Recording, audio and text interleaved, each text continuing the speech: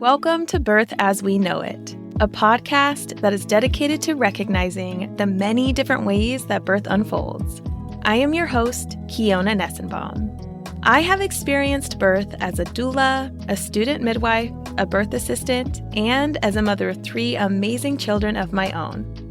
After attending over 140 births, I've realized that each birth experience is truly unique. So make sure you subscribe and join me as we are guided through many different birth experiences through the lens of the storyteller. Please be aware that some of these stories can be triggering to hear. So feel free to pause, take a breath, and come back and listen whenever you're ready. With that said, let's prep ourselves to dive deep and get detailed about what really happens in the birth space. As a reminder, this podcast is intended for educational purposes only and has no intention of giving or replacing any medical advice. All advice that is given on the podcast is from the personal experiences of the storytellers. All medical or health-related questions should be directed to your licensed provider. Before we dive into this episode, I want to say that you are awesome, and I would love to see you in the Birth As We Know It podcast community on Facebook. You can join by going to birthasweknowitpodcast.com/community. Once you send in your request, I will be the first one to welcome you to the Baki family. Now, if you like this episode, I would suggest that after you're done, you should tune into episode 26 with Darian as she talks about her birth experience with Kira and Owen. All right, let's get into this episode.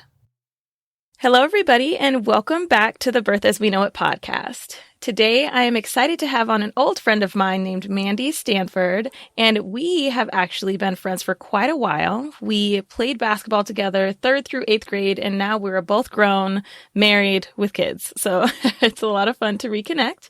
Mandy will be talking to us today about the birth of her daughter, Brooke, and she is also currently 18 weeks pregnant at the time of this recording with another girl. So welcome, Mandy. Thanks so much for coming on today. Thank you so much for having me. So excited.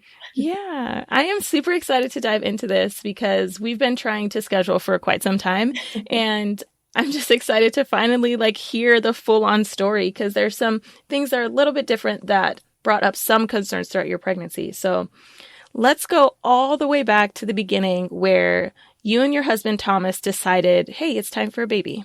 Yeah, so we got married in January 2022, and we had talked about, when we want to have a baby.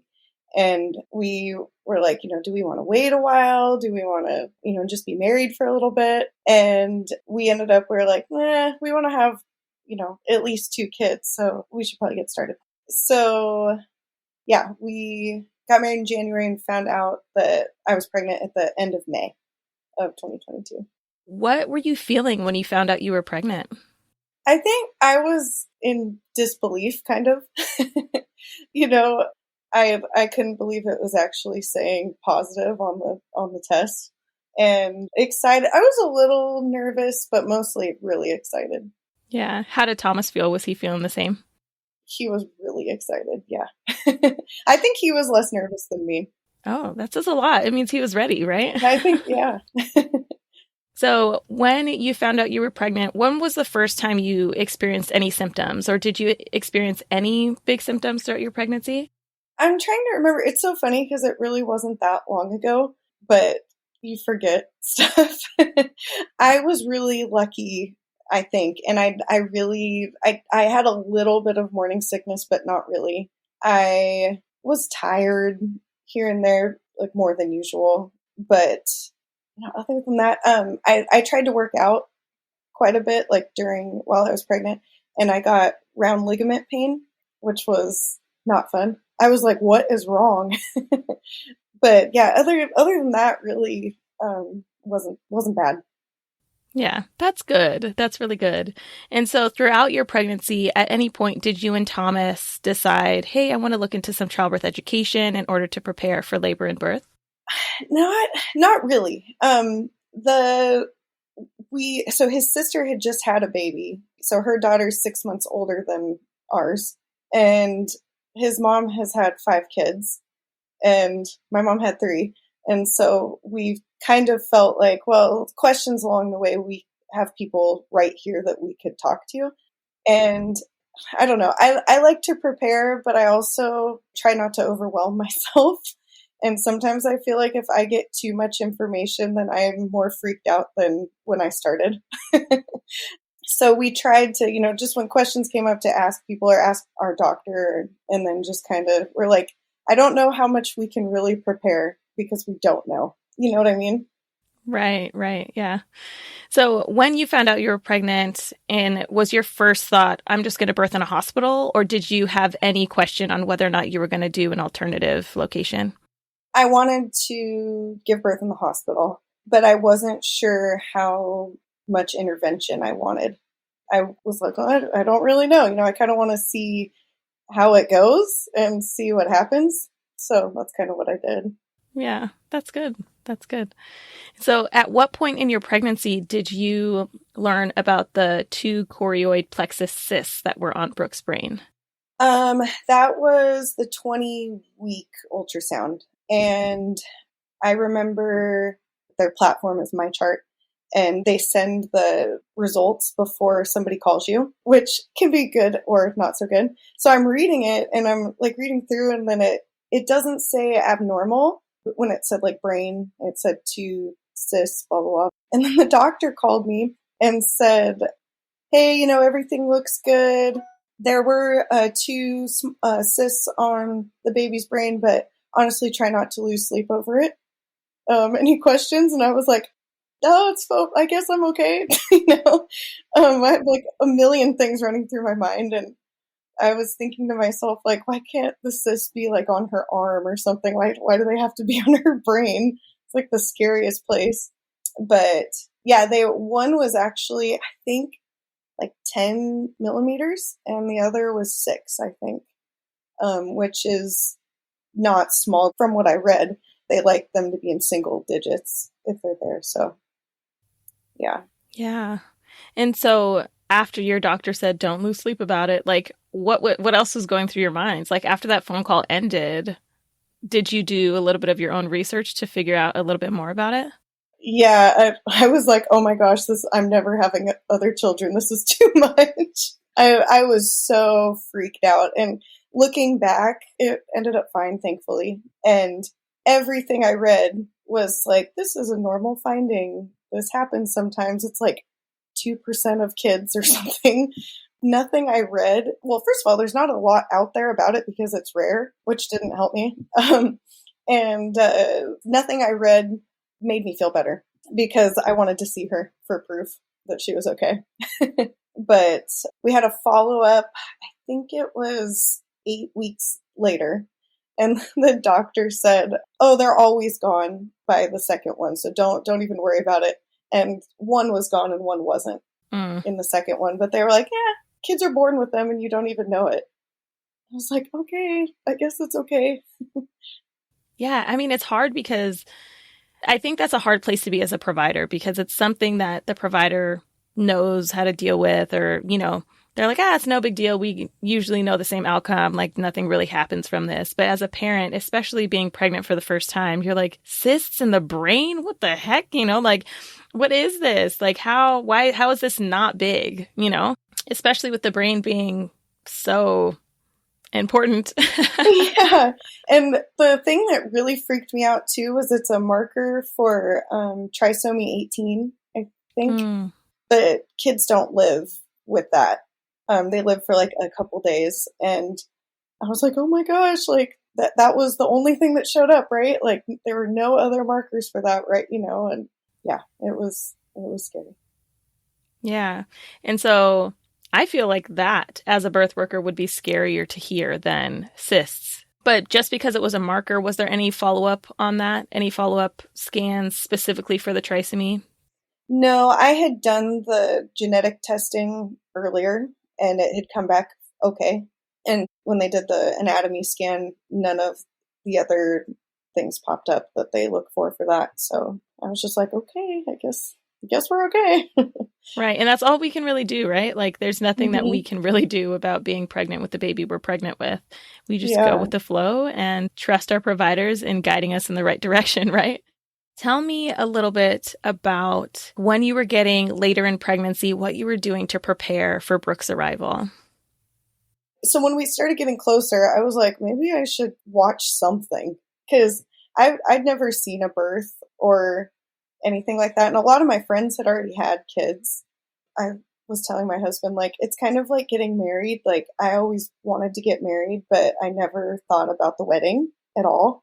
Like, didn't really have a plan for the wedding. And same thing with kids. Like, I knew I wanted kids, but I never thought about the birth. And I was like, well, maybe I should like look up something on YouTube, like see if there's any like labor preparation stuff on there. And there was one girl that I watched a little bit. Her name's like Bridget Taylor.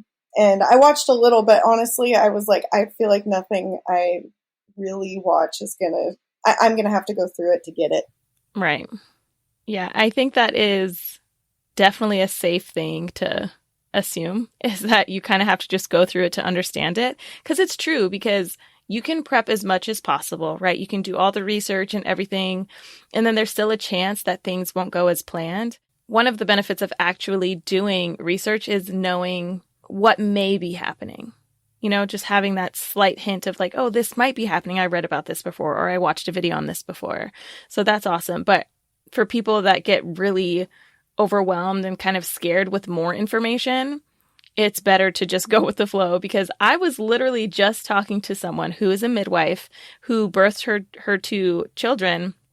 And I asked her, what is it like to be a midwife while birthing and then having like the complications that she did? She's like, honestly, knowing more about it was more anxiety ridden, because she knew too much. Like, she knew everything that could happen, Yeah. So there's both sides of the spectrum there for sure. I didn't want to be unprepared, but I didn't, like you said, like I felt like there was only so much I could really do, Yeah, it's very true. I was looking at the thing that I really wanted to focus on, that I wanted to make sure I knew, was contractions. Because honestly, like they describe contractions, but I don't really, like I feel like and after I had one, I was like, oh no, I didn't know what that was like until I had it. You know what I mean? I read all about it and how far apart they were, like when you need to go. That's what I wanted to make sure I knew. Yeah. Yeah. Those are really, really good points too, especially with living in a place where the hospital's a little further away and that there's going to be a drive ahead of you. And there's so many moving parts that people don't necessarily focus on. Like in Seattle, we talk a lot about, oh, if you happen to be starting labor during traffic time, try to leave sooner than the normal marker time, because you could be stuck in traffic for an hour and then things would change, So yeah, horrible. Coming up with backup plans, routes, like all these things. So it's definitely important to think about all the details. Yeah. Oh my gosh. So let's go ahead and dive into the birth. Like, when did you know that you were in labor with Brooke? So my baby shower was on the 7th. She was supposed to be born on the 30th. And so we had her baby shower on the 7th. Then nothing happened the next day. And then I took a nap on Sunday, which I'm not really a napper. And I was like, I'm really tired. So I went to sleep, fell asleep for like 3 hours in the middle of the day.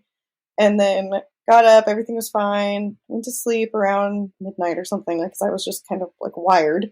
And then at 1 o'clock in the morning, like really close to 1 o'clock, my water broke. And I swear I heard it.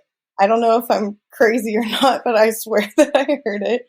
It was weird though, because I knew that it wasn't like the movies where it's like your water breaks, it's just everywhere, and it's this huge thing. But I didn't know what it really was. Like I was like, oh, that's kind of weird, because it's slow. It was slow at first. I knew it was really early, so I was 3 weeks early. So I was like, maybe it is, but I don't really know. I'll just watch it. I tried to go back to sleep, and I couldn't sleep. And I think it was at least an hour before I really felt anything. And I wasn't really sure what was happening. And so I'm a teacher, and I got up at 2 and wrote sub-plans, because I was like, well, probably going to be gone tomorrow, because I'm going to have to go to the doctor, like their first appointment, because something's going on, but I don't really know what it is. Then like 3 or so, I was like, man, I think maybe we need to go in. Like, I feel like I'm getting more I think I'm having contractions. I think we should probably go because we live 45 minutes away. My husband's like, okay. And so we had called the hospital and said that we were maybe going to come in. And then I got in the shower. I was in there for like 5 minutes and was like, I can't do this. We need to go. And so we called him back and headed in. Of course, it's winter and it's icy and it's the middle of it's like worst case scenario, like to go to the hospital. There were deer everywhere, but we made it. Oh no. Yeah. It was funny too, because I was like, I had read a little bit, but like have music or something, right? Music that you like to kind of calm you down on the way there. So I was like, okay. So we get in the car and we had to this is gross, but we had to like put a towel under me because I was leaking so bad. And I start music and then we're going down the road. I was like, forget this. I don't want to listen to it. It's like, it's too much. And my contractions were really close together. By the time we got there, it moved really fast. We get to the hospital and I had 2 contractions walking to the door from the car. And the nurse I think she said she was a traveling nurse. And honestly, like everything was really good. Like I'm happy with how the birth went and everything, like in big scheme of things. But I think the nurse thought that because it was my first baby, I didn't know really what was going on, because she was like, "Oh, honey, you're fine," and like, because I was like, I think I had 2 contractions coming in. And she's like, "Okay," like I don't think she believed me. And we like go up the elevator, and then my room, I'm not joking, was the last one in the hall. And she's walking out in front of me and she's like, "Don't feel like you have to keep up with me." And I was like, I can't, so I guess I won't. Yeah. She just left you behind. Yeah, she kind of did, but it was like the middle of the night and whatever. But I said, "Hey, I think my water's broken." And she's like, "I don't know." And I'm like leaking all over the floor. Like, it's bad. And so they took a test and it came back negative for some reason. And so she said, "Well, it's negative." So I was like, "Well, then what is this then?" She said, "Well, we'll take another test, but it takes like an hour to come back," or something like that. And so that's kind of how it started. So it's like probably like 4:30 in the morning by that time. And I had sort of a birth plan, but I had never even gone over one with a doctor because she was so early. So I'd never talked to my doctor about the birth at all. So I was like, well, I guess I really am going to wing this one. Yeah, just going for it. So with the tests, the one that took like an hour or something, that's interesting to me. I wonder if it had to do with like staffing, because the 2 tests that I think of when it comes to water breaking is like a nitrazine strip, which is like a piece of fabricated strip that will turn dark blue if your fluid is on it. And it starts out like orangey tan.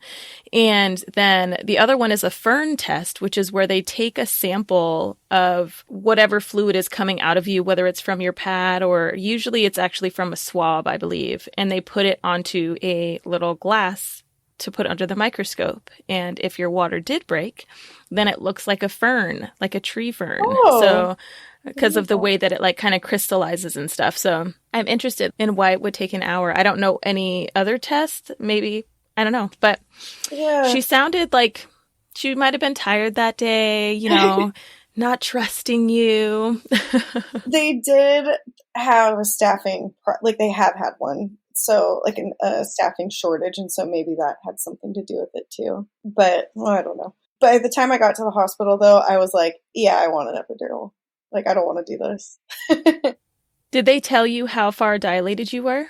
No, because nobody checked me until like 5 in the morning or something. And so I was there for quite a while because I think they thought that I wasn't progressing as far as I was. When the on-call doctor came and checked, she's like, "Oh, you're already 5 centimeters dilated. Like, are you planning to have this baby naturally?" And I was like, "No, I never said that." So they gave me a fentanyl drip, which, it does take like the edge off, but you're not pain-free.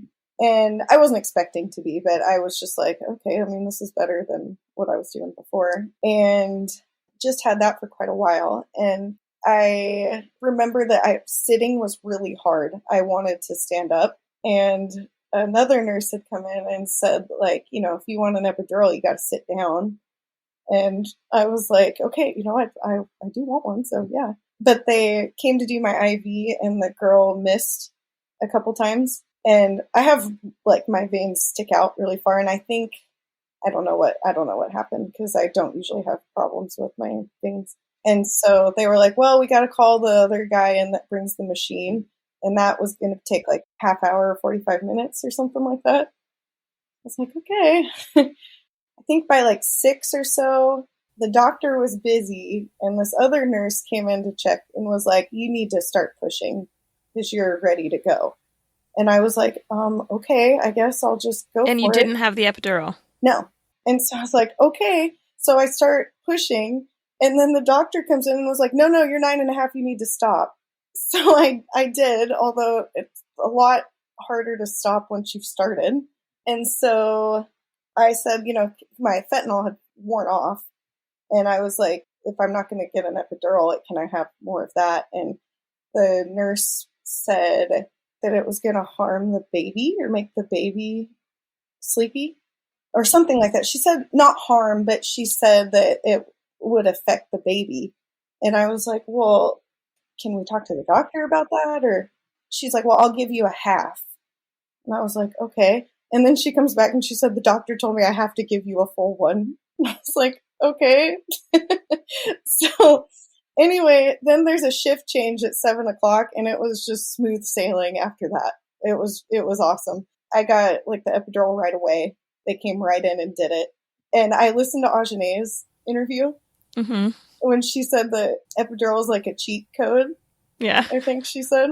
And when I listened to that, I was like, I know exactly what she means. Because that's how it felt. It was like, oh my gosh, like this is, wow, I could do this for a while. And they actually had a student doctor, like from UW. They're like, oh, is it okay if he comes in? I was like, yeah, I don't care. Come on in. The more the merrier. So yeah, after I got the epidural, she was born in like an hour. The whole thing was about 8 hours. A little bit over, but about 8. About 8, yeah. So there's a couple of things that stick out to me that are interesting. The fentanyl drip, like getting a second one after you were pushing and then not pushing. That's interesting to me because some people hold off giving a dose of fentanyl when you're close to birth, like when they think birth is imminent. And it makes me question some of the providers' decisions. Not that it was a bad choice. I obviously wasn't there or anything like that, but it's so interesting because that's why it's important to have a continuity of care with your staff. Because when he's like, no, you're 9.5, actually stop pushing. And you're over here struggling now, like trying to hold back all of this, I'm sure. And then also how you were 9.5 and still able to get the epidural during shift change. It's awesome. I was really surprised too, because I was like, pretty sure I'm too far to get one. And they were like, no, that's not how it works. I was like, oh, okay. And, you know, maybe I had asked for another, I can't remember the order, like when the fentanyl had worn off. Maybe it was before I started pushing, but I think what I remember is I had just gotten the second one, and then they gave me the epidural, and I said, is that okay? Because, like, I just got this. I remember asking that, and they were like, yeah, it's fine. Yeah. And I will say, when you're in labor, there's a time warp for sure. Did that happen with you too? Yeah, that's true too. Yeah. Because there's times that I'm like, I swear that this just happened. And it's like, no, that was 3 hours ago, hun. And I was like, oh, okay. You know, but yeah, that's so interesting. I'm happy that you were able to get the epidural, but also it does sound like they were low staffed with like how long you had to wait for things, with you being the very last room at the end, which probably meant the other rooms were full as well. And that's a lot of doing, but good for you. Thanks. I know there was a twins born that night. And so I think maybe everyone was there. Which I can't even imagine twins. So. Yeah, I can't either. And I give all the praise to the people that can handle that, because one is enough for me, and in my body too, you know, like holding twins. Yeah. Oh gosh. Once Brooke was born, like how was that for you? Was it smooth? Like, did they have to use any instruments, or did she come out just totally fine?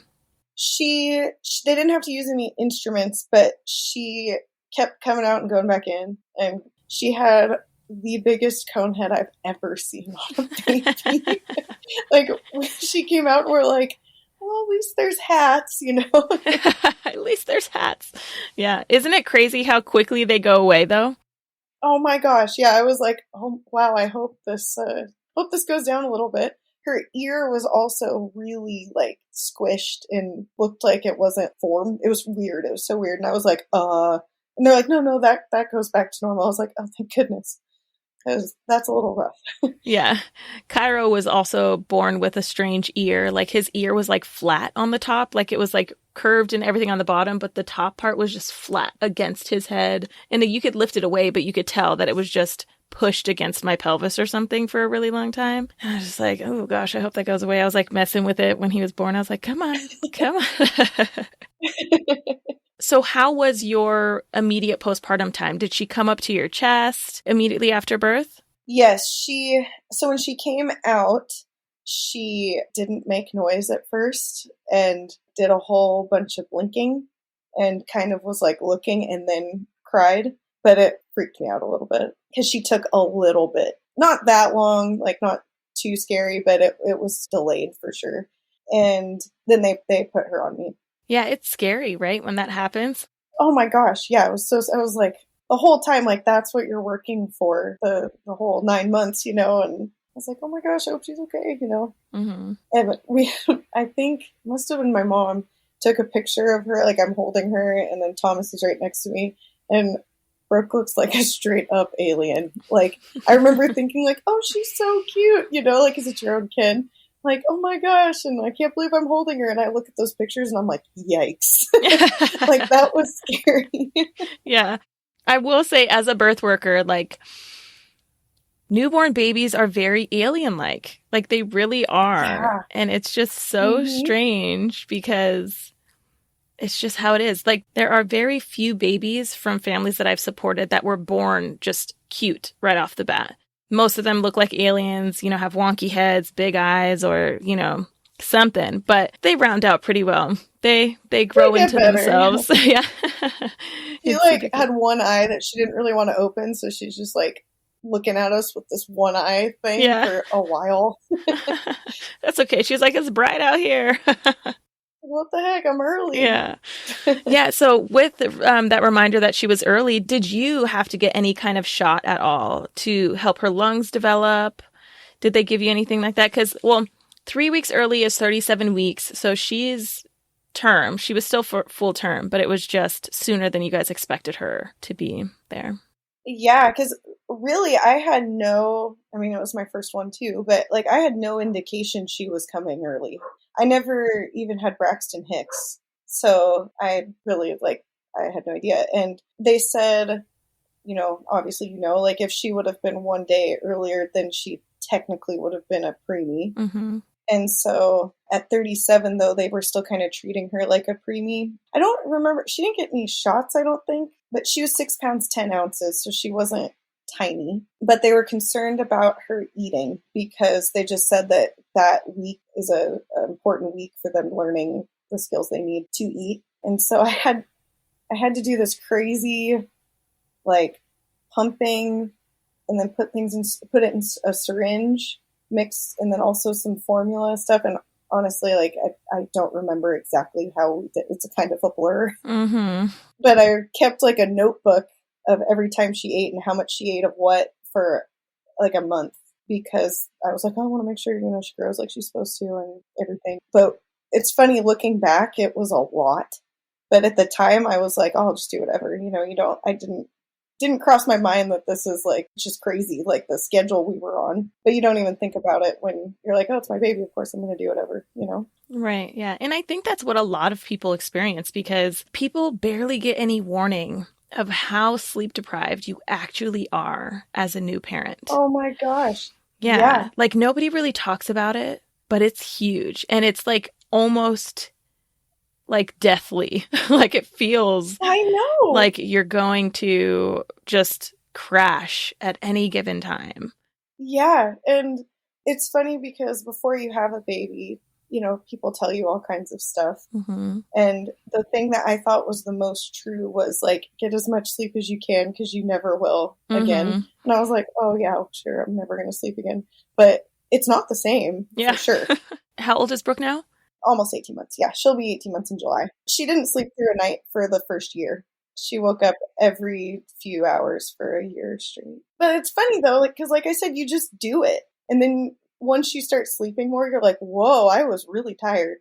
Mm-hmm. Yeah, you don't realize what you're missing until you get it back. Because when you are sleep deprived, you are literally living off of the minutes, the seconds of sleep that you get. Oh, yeah. So if anybody listening to this is pregnant with your first kiddo, or even if it's like a subsequent kiddo and you haven't had that sleep deprivation for a while, just be prepared because it's going to hit you it's going to hit you hard. And then it gets better. Yes, it gets better. But sometimes it takes a while. Like when you think about it, when someone hasn't had the experience of being a parent and being sleep deprived, and then you hear, oh, it took a year for them to get onto a better sleep schedule, and not even like sleeping through the night, but just better. That blows people's mind. Like a whole year of sleep deprivation. Yeah. Talk to me about your feeding experience with Brooke. Did you breastfeed, and how was it after you did the supplementation? I did breastfeed. I breastfed her for a year, and nobody in my family had breastfed. And so I had no experience with that at all. But I was like, yeah, I want to try it, and I'd like to do it. And with her being so little, and also I found out like I have flat nipples, or I did. And so I had to get the nipple shield thing. We had used that for a while. And then after like a month or two, maybe two, I didn't have to use it anymore. And it was fine. It was an adjustment for sure. Like I'd never seen a breast pump before. So I was like, well, I guess I'll try this. And then after a while, it's just like, your best friend, like it goes with you everywhere. So yeah, the beginning was hard. But again, I didn't really realize it was hard until I looked back because, you just do what you got to do. And then when I went back to work, I pumped at work. And so just getting the schedule down, it really wasn't that bad. But it was just another thing that I had to do, which I'm glad that I did it. Yeah, that's awesome. Yeah, I agree with you with seeing a breast pump for the first time. I was like, what is this contraption? Like, this is so much. And like when I first saw, like this might be TMI for people that aren't used to listening to this podcast, but for those that are regular listeners, it's not going to be TMI. When I looked at my nipples when they were being pulled by the pump, I was like, whoa, my nipples are hella elastic. Like they get pulled so far. Yeah. I was like, okay. Whoa, okay. Yeah. But it's so interesting because the things that we have to decide on as parents, we don't necessarily realize how much work went into that decision until you get through it. Like okay, I'm deciding to breastfeed. Okay, if I'm going back to work, that means I have to pump. Okay, when can I pump in my workday? Where can I pump? X, Y, and Z. Like, how do I do all of these things? And you're a teacher, so you're like, how do I make sure students don't walk in on me pumping? Yeah. And it's not just the pumping. It's like you have to set up and then you pump and then you got to clean everything. So it's not like gross for the next time and stuff. And that takes time too. Mm-hmm. And storing the milk properly. Yep. And if you have to do anything that day, you have to plan your day around that and like make sure you have somewhere that you can pump. I did a lot of pumping in my car. Yeah. Oh yeah. And it's just like, well, this is just what it is. Mm-hmm. But yeah, she ate every 3 hours for a long time. I feel like it was forever. But it was crazy because you start planning your day in like 3 hour increments. Like, okay, she needs to eat. And then when that's done, then I can get a couple of things done if I don't need a nap and she's not napping or what, you know what I mean? Like, it's insane. Yeah. So tell me a little bit more about your mood and how you were feeling postpartum and then how your body felt afterwards as well. I feel like I was really fortunate postpartum and I was really happy. I was just like, she's here. I was pretty stressed while I was pregnant, not in like a detrimental way, I don't think, but like I was so worried, especially after I found out about the cyst. Like, what did I do to her? Like, did I do this somehow? I was so worried about doing everything right to make sure that I didn't harm her in any way, that when she came out and she was okay, I was so relieved.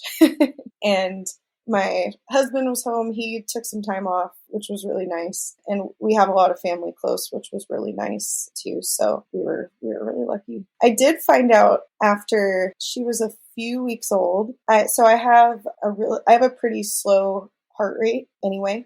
And actually, when I was having her, or after I had her, one of the nurses asked me, "Is your pulse usually low, like pretty low?" And I was like, "Yeah, it's kind of low, And she was like, "Okay," and they didn't say anything else to me about it. But when I had like a watch on, and I remember, sitting with her and feeding her and whatever, and looking, and it's like in the 40s, and I was awake and like sitting there, and then it would like go back up a little bit, but it was very low. And when I was sleeping, it like dropped down into the 30s. And so I was like, I think I need to say something. And so I did go in, I think that was like the most emotional thing that I did. Looking back now, I'm like, you're fine. It's not that big of a deal. But at the time I was like, what if I have to go to the hospital? And what if I'm going to leave her? Like, how am I going to feed her? What is she going to do? Right.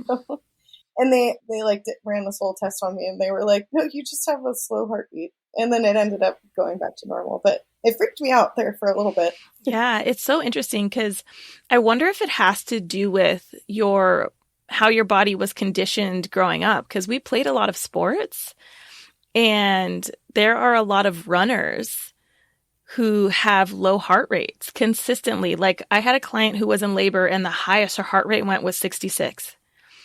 And oh my gosh, she was, wow. And she was just coasting, and her husband was the same way. And then their baby was the same way. I'm like, okay, baby's heart rate being super low. Like, I mean, low for a baby. It wasn't like 66 for a baby, but I was like, wow, okay, this is so interesting. So maybe, and they were runners, maybe. And like, so maybe the conditioning of your heart is just like, yeah, we got this. We can stay chill. Like, it's fine. Maybe. I don't know. The doctor, when I went in, said that he had the same thing, and he was a runner too. So yeah, maybe. I don't know. Yeah, that's pretty cool. Your body's doing what it's supposed to do, I guess. That's great. So talk to me a little bit about your planning with this second one. So you said before we were recording that this baby was a surprise. Yeah, a little bit. I mean, we were planning to have another one, but when we were trying to have her, it didn't happen. And then we found out later. So we decided that when Brooke was a year old, that we would start thinking about it. So we tried for about a month, and then nothing happened. And I was like, oh, okay, But I had only had one period since she was born, when it didn't come back when I was breastfeeding, like until I quit. And I was starting to think, like, am I just never going to have one again? Like, what happened? Because I've read that it'll come back like after 6 months or so. And I had talked to my doctor, and they're like, no, some people it takes a long time. And so I guess I was one of those people. But so I only had the one period. And then I had taken a bunch of tests. They were all negative. And I was like, oh, darn, And then a couple, like 3 weeks went by, and I was like, I think I'm just going to take another one just in case. And I was pregnant. So yeah. Yeah, really excited. Yeah, I think that's awesome. And then you had mentioned also that you had to tell Thomas a little bit, or educate Thomas a little bit, on the fact that he's the one that decides the sex of the baby based off his DNA. Yes. Yeah, we think this is it. We're just going to have two, I think. And so he was kind of hoping for a boy, and he's happy either way. But when it was a girl, he was excited. But I was like, this is all. It's not me, it's you, Mm-hmm. And he's just like, oh, it is? And yeah, so. You're like, yes, it is. I forgot to mention earlier, sorry, when you're talking about feeding. Oh, yeah. Brooke had a lip tie and a tongue tie. Mm. So she got those clipped when she was almost 2 months old. So how was feeding for those 2 months? I think it was hard, but I didn't know the difference. And so I should have got them done earlier than I did. I had talked to a lactation consultant a couple times, and I took her in when she was about a month old. She looked at them, and was like, I think, yeah, she's definitely got a tongue tie and a lip tie, but, we don't diagnose those. You need to go into a dentist. And she gave me all the information for it. She's really, really nice. And I should have just made the appointment right away, but I was like, well, how bad is it? I feel like she's growing, and she actually never went backwards. Even after she was born, she had gained like a little bit, and she's a very big baby. So I guess you saw her. She was like 6 months old. Yeah, she is a chunker, but she's like so adorable. Oh my gosh. Oh, thank you. Yeah, she really is. So are your kids. Oh, thanks. Let's go ahead and round off this interview, and I can just ask you 3 final closing questions. Does that sound good? Yeah. Okay, awesome. My first question that I want to ask you is, what is one piece of advice that you would give to all pregnant people to prepare for labor, birth, and postpartum? I would say don't compare yourself to all of the other people that have gone through it or are going through it, or anybody. It's so easy to do. I feel like it's easy to do anyway, but especially with kids and being a parent. And everyone is perfect for their own kid, I think. And you know what's best for your kid. And that's the thing that I try to remind myself. Everybody's different. Yeah. Yeah, I would agree with that in all aspects of it. Like when it comes to making decisions about your pregnancy, where you're birthing, what you want to do with your birth, how you parent, what you think works best for you and your family is what works best for you and your family. Like it doesn't have to be, oh, well, my sister does this, so I have to do this. Like, no. So my next question is, what is one resource that I can share with my listeners on your behalf? I got really into making baby food when Brooke started eating solids. And I found this book on Amazon, and it's just like the big book of organic baby food or something like that. Oh, nice. And okay. I love it. I've made her so many cool and weird things from that book that she really liked. And there's stuff for when they first start eating and then all the way through toddler meals in it. Didn't know that I was going to get into stuff like that, and then I got really into it. So that's awesome. I love that. I think that's so cool. So would you say that Brooke has a wide variety of taste? She started out that way, and now she's getting pickier. But I tried really hard. We still do. Like, we try to feed her like a variety so that she's not picky, because I was a really picky eater, and I don't want her to be. And but she doesn't. It's weird. Kids are weird. Like, she won't eat. Like, I tried to give her a tuna fish sandwich, and she's like fake gagging whenever it gets close to her. I'm like, okay. But she'll eat seaweed. So I'm like, I don't get you. I don't know. Like, whatever works. Whatever floats your boat. Right, exactly. Okay, my last question for you is, if you could describe your birth with one word, what would it be? I think it's not really one word, but I think life-changing. Yeah. Being a mom's the best thing I've ever done, and I love it.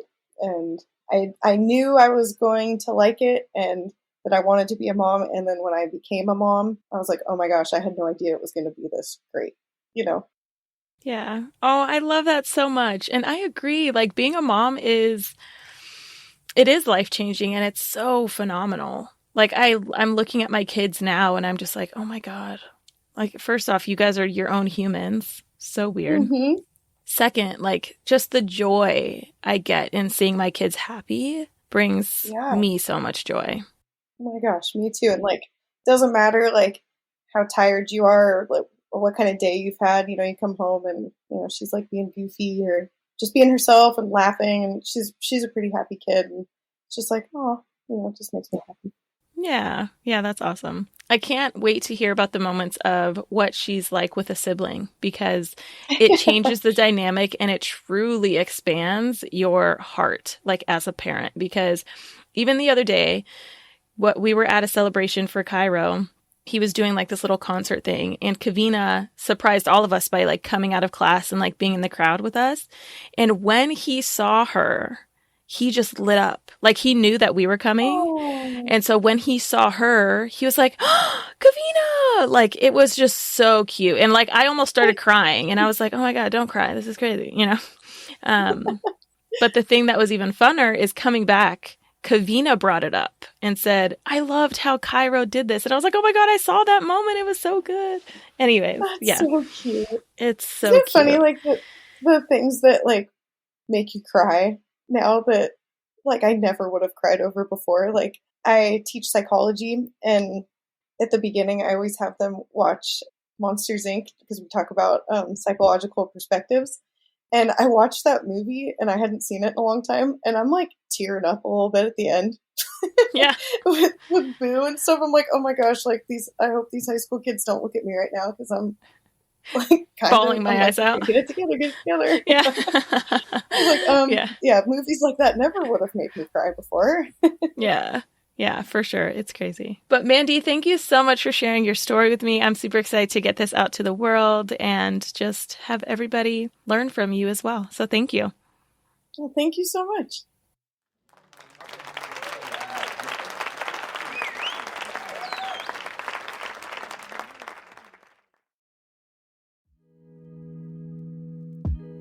During this interview with Mandy, I had such an awesome conversation because I got to dive a little bit deeper into my midwifery student brain when talking about the decisions that her providers were making. So that was a lot of fun for me.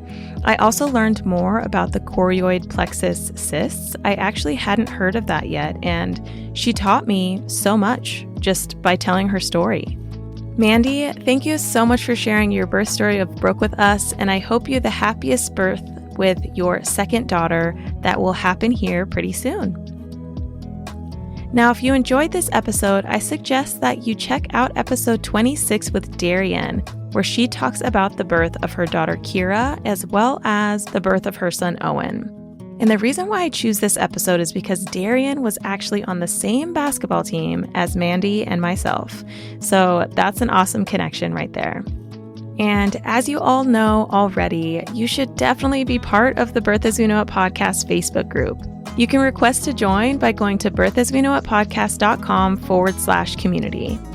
And last but absolutely not the least, if you want to check out beautiful photos of Mandy and her family, as well as the show notes for this episode, you can go to birthasweknowitpodcast.com/68. All right, friends, I will chat with you again soon. Bye for now.